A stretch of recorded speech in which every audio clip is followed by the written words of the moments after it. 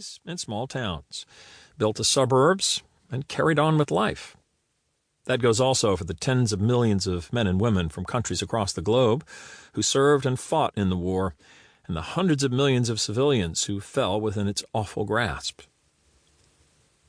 Throughout this book will be quite a few references to films, not all of them flattering to Tinseltown. The reason is simple.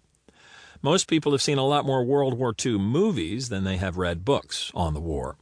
90 minutes or 2 hours of sitting in a theater or watching television is easier than sitting down many more hours with a book. But if you're looking for a history lesson, Hollywood is not the place to find one. There are a lot of numbers in the book, and some, even from reliable government sources, can vary depending on who did the counting.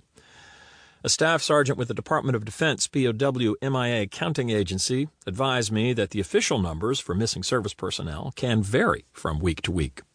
Some might also quibble with how many tons of explosives were packed into the bow of the Campbelltown when it rammed the dry dock at Saint-Nazaire, or the top speed of a Hellcat, or the number of mules the Army purchased in 1943, or how many soldiers served as extras in Coburg.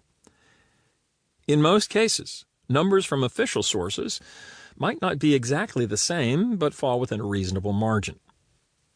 Whenever practical, official military resources, museums, and historical sources are used. Books, magazine articles, movies, documentaries, websites, and videos are also mined to come up with these stories and are appropriately credited. The culture-wide experience of the Second World War in America has only been matched a few other times in our history. The War of Independence, Civil War, and World War I also touched every city, town, village, and hamlet. Consider that those 16 million men and women in uniform represented about one person out of every 8 of the 130 million Americans. The numbers of civilian males between 18 and 40 in towns and cities plummeted, with women and older workers filling huge gaps in the workforce. Today, about 1 out of every 100 Americans serve in the military out of a population of 330 million. Each man and woman from the World War II era had a unique story. It belonged only to them. Among those are some strange and obscure stories, more than enough to fill a few thousand books. Here are a few of them. Chapter 1.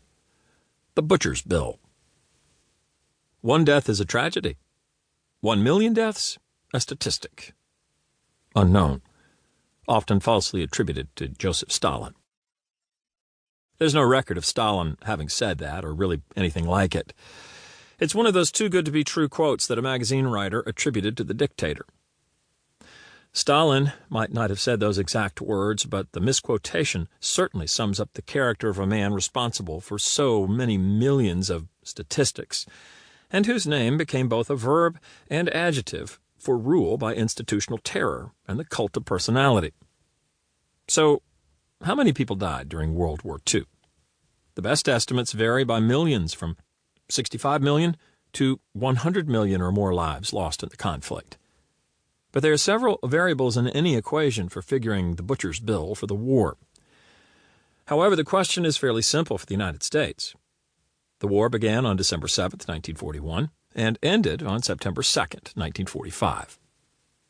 During those 1,366 days, the United States suffered 405,399 deaths, of which 291,557 occurred in or as a direct result of battle.